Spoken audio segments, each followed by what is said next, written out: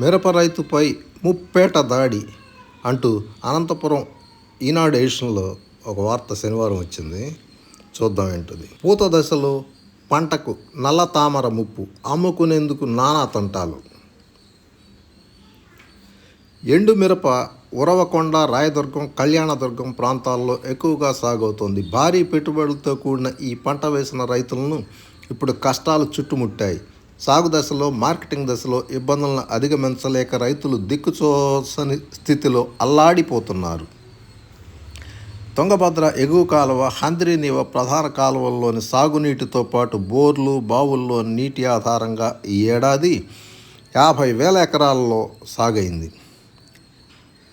ఎకరాకు సగటున 2 లక్షల పెట్టుబడి అవుతోంది. ఈ లెక్కన చూస్తే రైతులు 100 కోట్ల వరకు పెట్టుబడి ఖర్చు భరిస్తున్నారు.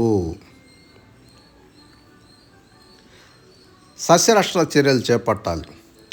జిల్లాలోని విడపనకల్లు, వజ్రకరూరు, ఉరవకొండ, బెళగొప్ప, డి హీరేహాళ్, కూడేరు మండలాల్లో పంటంతా పూత మొగ్గ దశలో ఉంది. 2 ఏళ్ల నుంచి మిరప పంటకు నల్ల తామర పురుగు ఆశించి నష్టం కలిగిస్తోంది. పూత దశలో ఉన్నప్పుడు పురుగు ఆశించి రసం పీల్చి పూత, పిందె రాకుండా చేస్తోందని మిరప రైతులు ఆవేదన వ్యక్తం చేస్తున్నారు.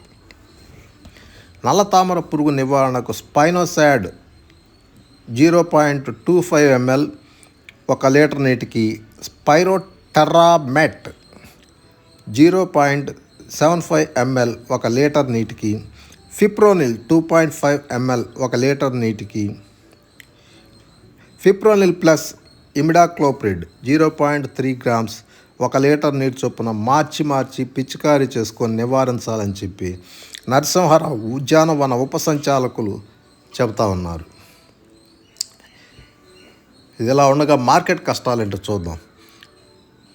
మిరప ఎకరాకు సగటున 25 క్వింటాళ్ల లెక్కన ఏడాదికి 12.50 లక్షల క్వింటాళ్ల మిరప దిగుబడి రానుందని అంచనా ఉంది. కర్ణాటకలోని హవేరీ జిల్లా బ్యాడిగిలోను, ఏపీలోని గుంటూరు మార్కెట్ సదుపాయం ఉంది. ఈ 2 ప్రాంతాలకు జిల్లా అత్యధిక దూరం. ఒక లారీలో 250 నుంచి 300 మిరప బస్తాలను తరలించాలన్నా 30,000 వరకు బాడుగ చెల్లించాల్సి ఉంటుంది. రైతులకు ఇదొక పెద్ద భారం. అక్కడికి వెళ్ళిన వెంటనే మిరప అమ్ముడుపోకపోతే మరిన్న వ్యతలు తప్పవు.